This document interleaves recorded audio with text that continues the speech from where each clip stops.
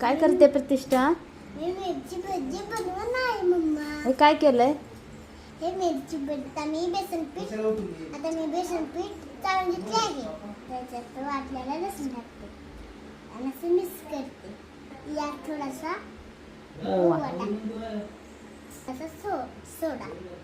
काय टाकलं ह्यात आता? आता मी सोडा टाकले आहे मम्मा. आणि यात थोडं थोडं पाणी घालून मळून घ्यायचं आता. आता याच्यामध्ये पाणी थोडं थोडं घालून आता मळून घ्यायचं. आता मळून घेणार मी. कोथिंबीर टाकलेली आहे मी. आता हे मिक्स करत आहे. बघा मी कशी छान केली आहे. आता भजी करून मी जाणार आहे.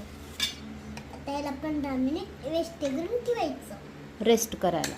रेस्ट करायला पुन्हा तळून मस्त टेस्टी लागत आहे. आता मस्त भजी बनवणार आहे.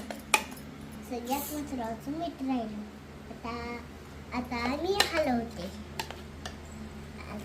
बघा मी किती मिक्स केले आहे.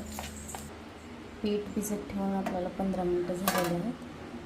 बघा हे असं छान फुगलेलं आहे.